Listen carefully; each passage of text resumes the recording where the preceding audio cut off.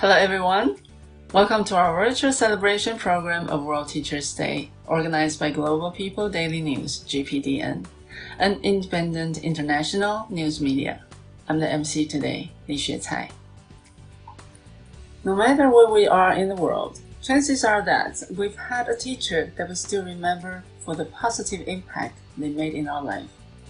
Someone who helped us finally grasp a challenging concept or experience a learning moment that defined our classroom experience. Every year on October 5th, we celebrate World Teachers' Day. It is a time to remember those special educators who supported us when we were students and show gratitude to those who inspired us in the classroom. World Teachers' Day is an annual celebration across the globe. Why is this day so special and important? Let's start with a bit of background. In 1966, the United Nations Educational, Scientific and Cultural Organizations, or UNESCO, passed the ILO UNESCO recommendation concerning the status of the teachers.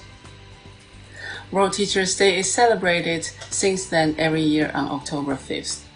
This day is observed to recognize the rights and responsibilities of teachers and to focus on appreciating, assessing, and improving the educators in the world. This is an opportunity to reflect on the role that the educators have played in our life. GPDN is honored to celebrate World Teachers' Day through this virtual event. We have invited educators, students, and parents from all over the world to share their stories with us. Our first guest speaker is Talya Bates, a middle school English teacher who has been living in Taiwan for almost 10 years now. Let's hear her sharing. Hello everyone, my name is Talya Bates. I live in Eveline County. I've been living in Taiwan for a total of about 10 years now. I'm a public middle school teacher and I teach English as a second language. Hello everyone, nice to meet you. Great, so nice to have you here, Talya. So I would like to hear your experience about teaching. So let's start with some questions that I would like you to tell and share with our audience. So first, the teaching became online during the pandemic. How did you make any adjustments or preparations to your teaching? Our school was prepared several months before we actually had to teach online. We had to get our lesson plans for online teaching ready. And the teachers all had to go to meetings to educate us on how to use the software and how the school was going to have to change. And they said if it did have to change, it was going to be immediate. So I had to have everything ready and be prepared for it. So we didn't actually have to go online till months and months later because Taiwan did such a good job at controlling the pandemic. So when it finally happened, it did happen quickly and it was a smooth transition because we had that long time to prepare and adjust and accept it. Actually teaching online, you had to have everything prepared ahead of time. In the classroom, you can be more spontaneous. You can remember something and add it to the lesson. In online teaching, you can't do that. You have to have everything A, B, C ready to go because it needs to be there to present to the students. So that was the only challenge, making sure that your lesson was focused. They also shortened the time of the classroom to protect the students' eyes from all the screens every day. So you really had to be succinct in what you needed them to learn so that they could have what they needed by the end of the teaching period. That was the biggest change going into online teaching from the classroom. So the connection between teachers and students also changed after the pandemic, these online courses. How do you deal with the questions or conflicts and other issues raised by students in online class? I started getting a lot of Facebook messages from students after we moved to online teaching, and that was the best way for me. I don't know if teachers had other ways, but if a student had a question about their assignment, they would take a picture of what they've already done and show it to me, and I would give them my feedback. Okay, you need to change this, you need to add this. Think about, the tense that you're using here versus the situation that you're talking about. And we were able to go back and forth. Sometimes it was only one time they sent me the message, I answered the question, it was fine. But some students, it was back and forth multiple times. And actually, I think our communication increased because the students, they would write it out in English, but in the classroom, I think they're afraid to say English. So I got more interaction from students in the online setting than I did when we were in the face-to-face setting. In the classroom, I think the students relied mainly on my Taiwanese co-teacher for support. But in the online setting, they were able to focus and write it out, their ideas to me, and communicate with me directly. So it was actually pretty good. And I think it was less pressure for the student because the other students also couldn't see if they made a mistake or not because they were sending it directly to me and it wasn't on their desk for anyone to look over, So lots of people, they are very angry about the masks that they are forced to wear every day. But how can we use love to foster peace during the pandemic? As an American, seeing what's going on in my home country, it really saddens my heart to see all the anger that is coming out over, wearing the mask. And I'm not someone who can pretend to easily solve this problem. But when I traveled to America recently, I just faced it with patience. I didn't even discuss masks with anyone. And if I saw someone wearing a mask, I just made sure I was protected. I made sure my mask was on. I made sure my eye protection was on. But for this, I would say the people have to make their own decision for themselves and we can't force them. If you try to force someone, that is when those conflicts arise. If someone who doesn't wear a mask tries to tell someone who does to do the opposite, or the other way around, if someone who doesn't like masks tries to tell someone to take the mask off, that everybody needs to keep patience in their heart. And while I don't like the opinions some people have, I don't agree. I won't say I don't like, I'll say I don't agree with some of the opinions that people have about not wearing masks. I have people in my family that I love and they have an opposing viewpoint, but I won't let that stop me from loving them. Like you do your life the way you are going to live your life. You know the risk you are taking, or maybe I hope you understand the risk you are taking. There's misinformation out there, but you are the one who is going to have to deal with that, the outcome of your choices. I will not take on the outcome of your choices for you. And so if people can be patient with peace, then maybe the love can come back. That is my hope. Just keep patience. All right. So Talya, I would like to hear your personal experience of teaching. What inspires you the most in teaching? And do you have any personal stories you would like to share with us? Any touching stories? I'll start with what inspired me to teach. When I first entered university, I was actually a science major for my freshman and sophomore year. But in my junior year, I realized that I did not want to go into science as a career, even though it was interesting to me as a hobby.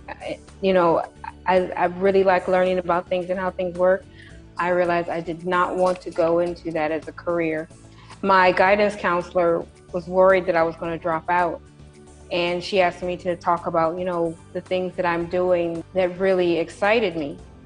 And I told her about how I was living in on-campus housing at my university. They had family housing at that time at Kent State University. Most of the people who lived in on-campus family housing, housing for students who had children, they were international students who were adults coming to the school for their doctorate, master's degrees, and they had young children. And a lot of the wives would be enrolled in the English programs at the school while their husbands were studying their degrees.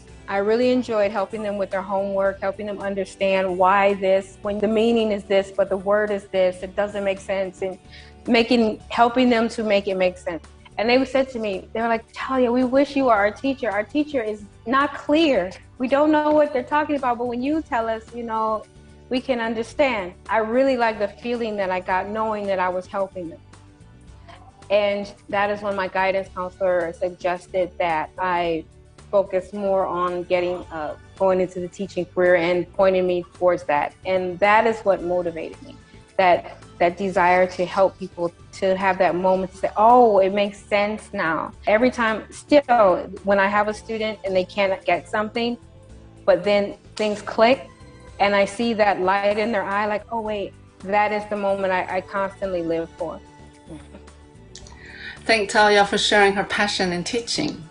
And it's fun to know that during the online teaching, her students actually feel more free to contact her personally because of less public judgments if they make mistakes. And as an American living in Taiwan for a long time, the way Talya solves cultural conflicts is to give respect to each individual. People can be different from you, but you can still love them. What a messenger of peace.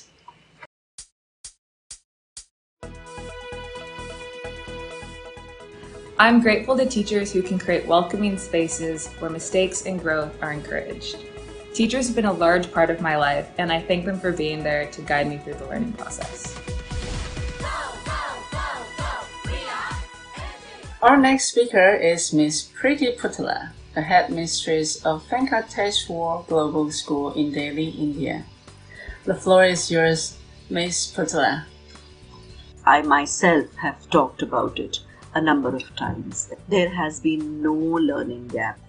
The entire world came to a standstill, and it was like everything stopped. Everybody was in pandemic, everybody was at home. It would not be wrong to say at one point of time one got a big holiday. They were all little relaxed for some time when it went out of proportions, and then felt that yes, not such a big holiday was required. But then the teachers never got a holiday. Their routine never changed. They're getting up at 5 in the morning, doing their household chores, preparing their lessons for their children, taking their classes. It was the same for them. Yes, the routine of going out of their homes for their work was just that changed. But otherwise, there was no difference for them. That is why I am saying again that there were no learning gaps at all. When there were no learning gaps at all, hats off to the teachers, to the educators community who tirelessly, who were just confined to their books, to their chalk and duster and board, were now so much techno-savvy. Once upon a time, for any little IT thing, they used to just turn up to the IT department. Now they were in themselves the IT people, the people who could be asked for anything. So yes, the teachers, I must say, that are continuously proving that yes, they are the lifelong learners. Whatever new policies come, whatever new ways come, they have been able to prove that yes, they are short of no resources. They have built up their resources by and by. So now similarly, now when we are going back to our teaching, and it is like all the children are not comfortable coming to school, all the parents are not comfortable sending their children to school. The fear of the third wave still linger on, that yes, the parents are scared. So let me give you my own example. The other day I was a little unwell, so I had thought that I will go a little late to my school, which has now partially opened for the children. Like it is few who are coming, we are into hybrid teaching. Few study from home and few are coming to school. So that day, though, I announced to children that children, I will be taking an offline class today, right? So nobody to come to school. So I got to know by my co-teacher that one of the student is present. When I came to know that one of the student is present, these children coming to school during this time, with so many consent from the parents and yes, making up their mind, they wanted to discuss something with their teacher personally. I went to school just before the class. I wanted to meet him in person. So this is one example that I'm quoting what I did myself recently. So similarly, there are innumerous examples from innumerous teachers which go unsaid. So it is salute to all the teaching fraternity, my colleagues, on this World's Teachers' Day. Happy Teachers' Day. Continue doing your bit as you have done throughout the pandemic and will be doing in future, whatever may come. Thank you. Have a nice day. Thanks, Ms. Putala, for sharing this teaching in your school during the pandemic. Wonderful to hear that you and your teachers have achieved that there are no learning gaps for your students. During the pandemic, according to your words, educators have become IT people. We all have deep appreciation for teachers who are lifelong learners and keep building up their resources.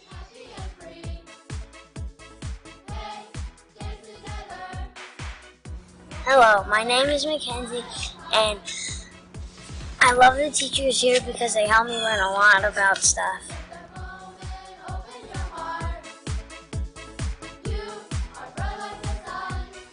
Next, I would like to invite Rebecca, a special education teacher in a high school in Taiwan, to share her stories with us. Hello everyone, my name is Rebecca, and I work as a special education teacher in a high school in Taiwan. The birthday of the most sacred teacher, Confucius, is celebrated annually on September 28th, as is Taiwan's Teachers' Day.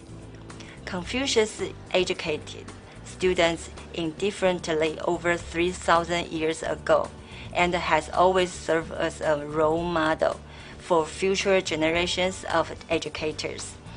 I've always believed that those who guide kids should be able to direct, act, and have fun. Special education teachers, in particular, must be caring, willing to appreciate kids, and possess strong emotional control. I once decorated the classroom to make it feel like home, hoping that kids would learn in an atmosphere of love, respect, and mutual help. As a result, I took the first in the entire school's classroom decoration match. A wild teacher leads crazy kids, one of my coworkers once joked. I feel like I was playing a game of whack-a-mole every day when I first started teaching. Students were in a variety of situations, hence I have to work hard to deal with them. Their emotions must be reminded repeatedly to keep their hearts as calm as possible in order to wisely assist students in solving problems. Otherwise, they will be unhappy in class, learning will be ineffective, and the entire class's learning movement suffer. Teacher, we are great in the health exercises. We came in third place. Teacher, we've done it again. We've created a miracle for special education classes. Stay with the kids during their seemingly simple activities, such as singing school songs or performing health exercises. These results took a month of school practice, but I was very pleased with their sincerity, happiness, growth, and self-confidence. I taught the kids how to run a business by selling homemade baked goods at the school's internship shop, where they learned to collaborate and take responsibility. This way, they can save money for their graduation trip while also gaining valuable work experience. Earning their own money for the graduation trip makes more sense for them.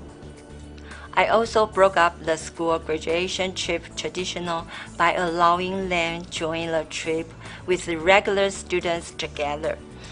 Because the itinerary includes a walk along the beach, I first discussed the environmental issue of cleaning the beach with the kids. I was moved to tears when I saw them sweating profusely, carrying 3 garbage bags, and joyfully reporting the results of their good deeds for the earth. For the class sand sculpture game, I took the kids to make a turtle shape out of sand. After everyone worked together to complete a large tortoise, I drew a beautiful arc laugh for the tortoise. I also wish that their joy would last forever. Although our movements are as slow as a tortoise, we learn the spirit of the tortoise from the tortoise, and here we will never give up until we reach the final goal, explained the class leader. The judges were so moved that they gave the award a thumbs up. The game has been announced. The students came in first place in the school's sand sculpture game. They are overjoyed. In addition, the teen assistant said to me, "Your class is fantastic. They clean the beach by the sea, create sand sculptures, and dance at parties. Everyone can see their efforts." Allowing kids to entertain and teach is the focus of education that I really want to achieve. So I broke the routine once more and renamed the Teacher Appreciation Banquet to Thank You Dinner to provide opportunities for kids to learn to be grateful for everyone who has helped them. During the banquet, I carefully planned an activity for the kids to kneel down and feel their parents. Thank the parents for their commitment to their child development. I was moved as I saw them scooping snakes for their parents and carrying in each other's arms. One parent even drew their child from the crowd and hugged me. "Thank you so much, teacher. You were a great teacher." My coworkers were moved to see me and complimented me. A student had autism as well as an emotional disorder, and his family was unsupportive. He was drowsy every day when he arrived at school, and he refused to participate in any of the school's homework or activities. He was in an unusually good mood when questioned, and he outperformed himself. He even ran into a wall or pillar. I noticed he liked being praised as a handsome guy, so I talked to him and reminded him that if he was praised as a handsome guy, his head would swell up like a pig's head, so he couldn't be a handsome guy. It didn't take long for him to kick the bad habit. He actually said to me one, "You are cool. I'm sorry I didn't notice your cleverness sooner. You were successful in persuading me." Another girl was dissatisfied with the daily practice of typing homework. The students erupted, smashing tables and chairs and yelling bad words.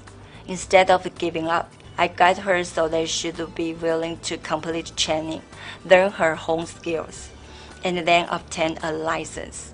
She went to work after graduation, was chosen as the spokesperson for the 7-Eleven charity event, and was interviewed by the media. She was the first student to come back to see me and wrote me a letter, thanked me for not giving up on her at the time, which enabled her to get to where she is today. I'm overjoyed for her to see how far she's come. This year, I will be teaching freshmen. Every day, a child has epileptic I first told his classmates about his situation so that we could all help him. When he has an outbreak, the class activates the cooperation mechanism. Someone informs the teacher, someone helps him support himself, someone moves the tables and the chairs, and someone spreads a cushion on the ground. After a major outbreak, the child was rushed to the hospital 2 days ago for treatment. His health was also a source of concern among the students. This is a very good life lesson. The kid has discovered that it is more blessed to give than to receive. I will be eternally grateful to these amazing angels. I value the relationships that teachers and students have with kids and help them learn the principles of proper behavior, which range from caring for oneself, one's parents, and others to caring for the environment. I would be surprised and moved if the kids mature a little.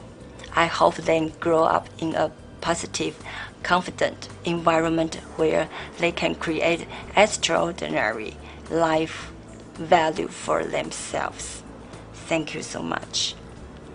Rebecca shares the spirit of the great Chinese educator Confucius, which is to provide education for all learners without discrimination. And she shares with us how she carries out this spirit in her teaching. I was very touched to hear that how she guides her students with patience, trust, and love. For example, one of her stories of breaking the school rule and taking her students to a graduation trip together with the regular students. As a teacher of special education students, confronting daily different challenges, she remains believing in her students. What a fortune to be taught by such a great educator.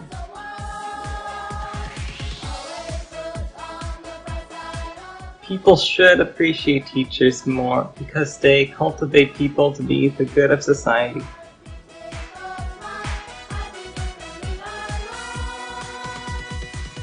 Now let's hear words of gratitude for teachers from Ting Runner, a parent in Florida, USA.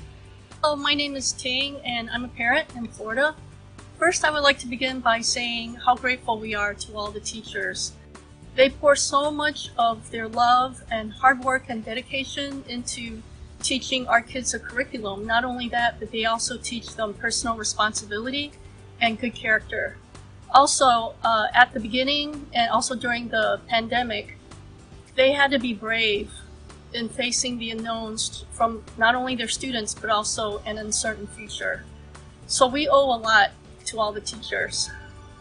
Also, the next thing I would like to say is I noticed there was a positive from the pandemic.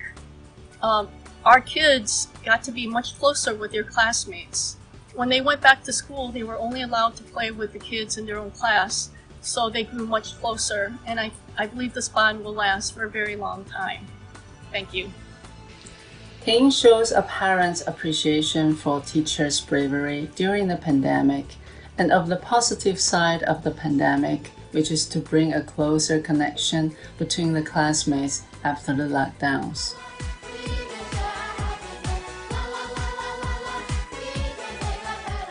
I think teachers are important because they help us learn new things and they help us grow.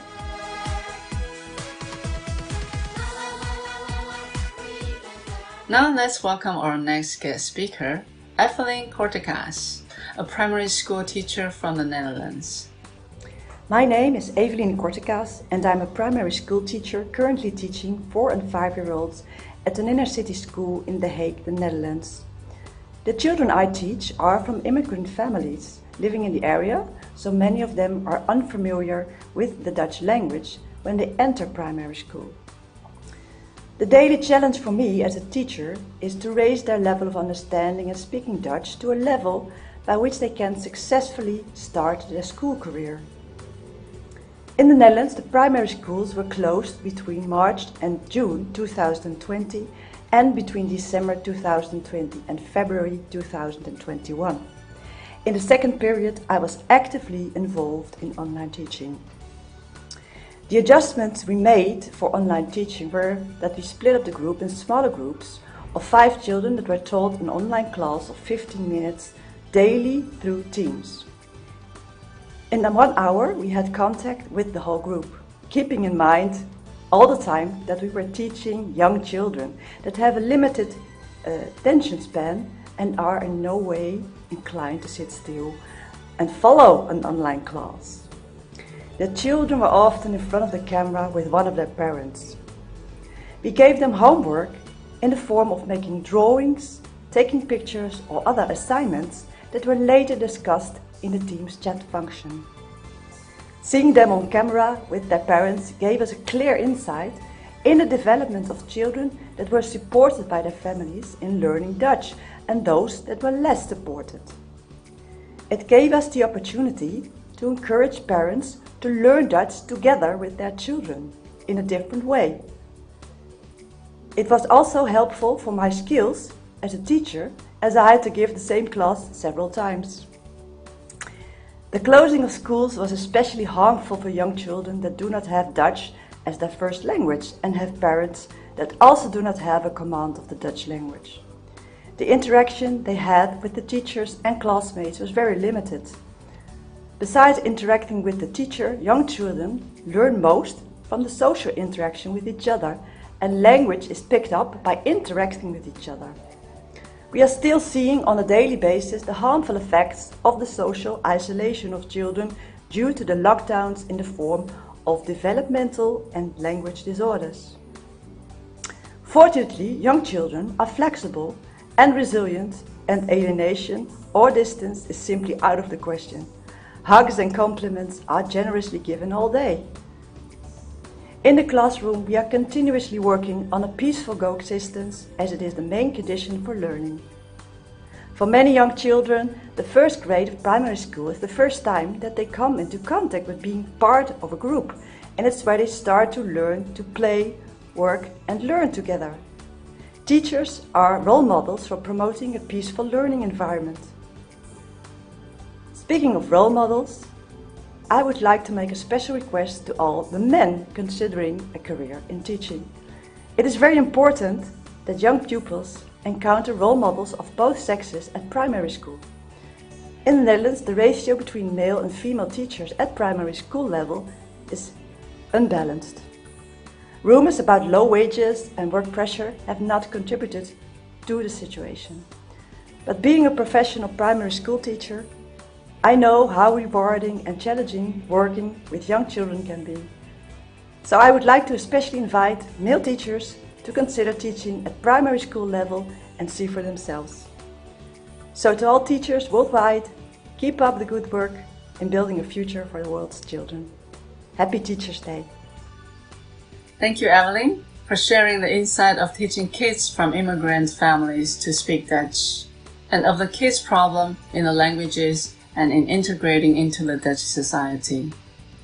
Eveline also calls upon the need of having more male teachers in the school to provide kids the role models in both genders.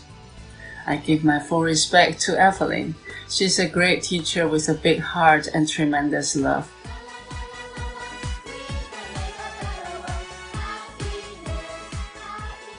Hello, my name is Vanessa, and I'm in 3rd grade, and I like all the teachers and staff and principals who work here.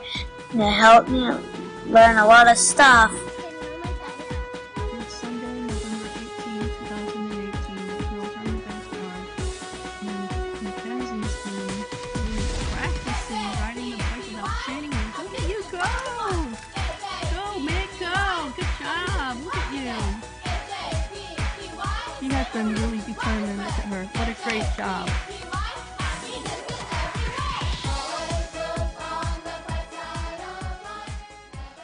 Gratitude to our wonderful guest speakers today. And special thanks to all teachers across the globe on World Teachers' Day today for your selfless love and dedication for your students. As a role model of the society, you transcend the barriers of disabilities, races, languages, cultures, ages, religions, sexual orientations, socioeconomic status, and nationalities. so that every student experiences that he or she was born equal, is respected and valued, and has a right to education, which is one of the most important human birthrights. Our program has come to an end now. Thank you for watching GPDN virtual event today. Please continue following our YouTube channel. Before ending the celebration, we have prepared a little extra gift for all of you. It's a special video called Antiviral Combat. Here you go. Antiviral Combat. Begin! One day, Mary goes to the market to buy groceries and chatted with one of the vendors. The vendor accidentally coughs a little in front of her. She thinks it's no big deal and plans to wash her hands as soon as she gets home. As she steps into her house, the phone rings. She picks up the phone immediately and forgets to wash her hands. 5 days later. I'm not feeling well these 2 days. My nose is stuffy and I have a sore throat. Is it possible that I contracted COVID? It's hard for me to enter anyone's body these days since everybody is wearing a mask and washing their hands frequently. But now I'm in. I'm going to attack the villagers and the lungs.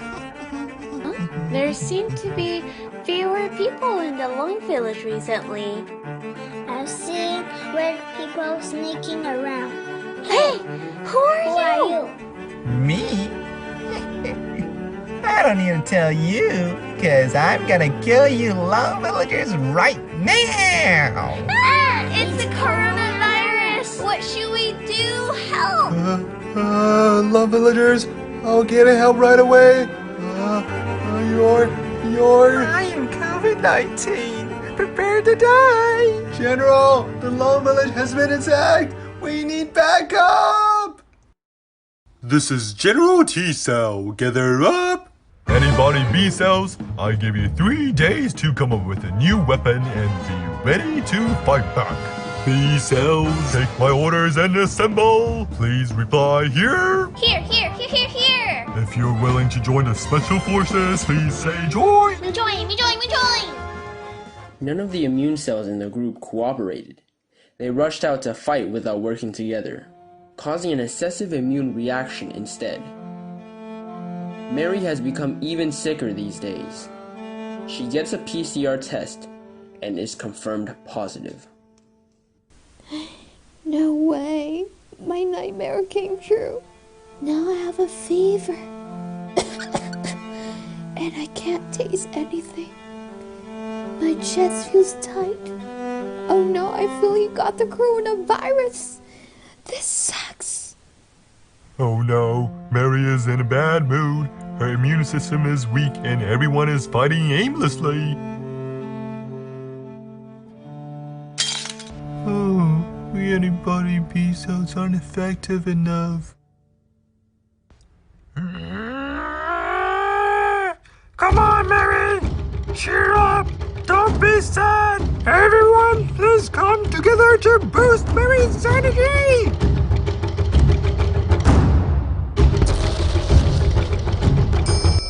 Recently, I'm feeling more uncomfortable and sicker.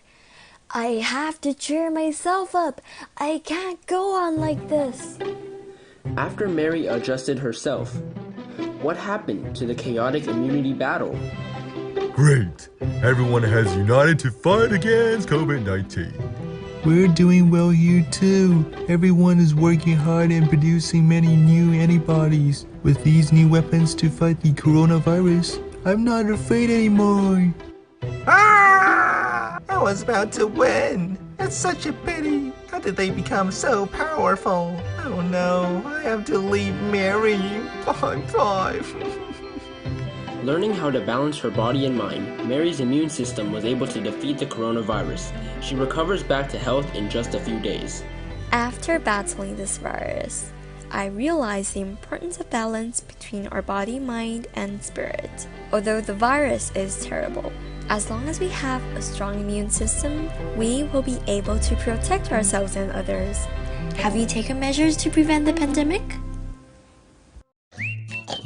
The coronavirus has changed the life of all human beings in the entire world. Its mutation speed is quite fast. We don't need to panic, but we must protect ourselves internally and externally to strengthen the immunity of our body, mind, and spirit. Come on, let's remind each other to follow the guidelines of the 3 don'ts, 5 do's, and 6 tips. The 3 don'ts. Don't be anxious, don't worry, and don't lose your temper.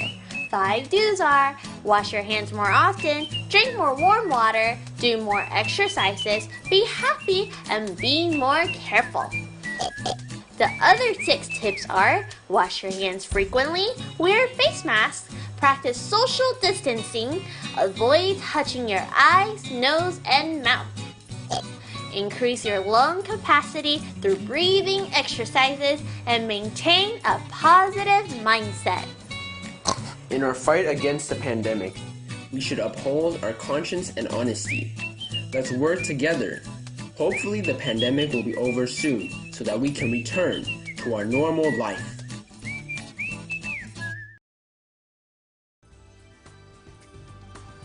Happy World Teachers Day, everyone. Thank you for watching our program. Goodbye.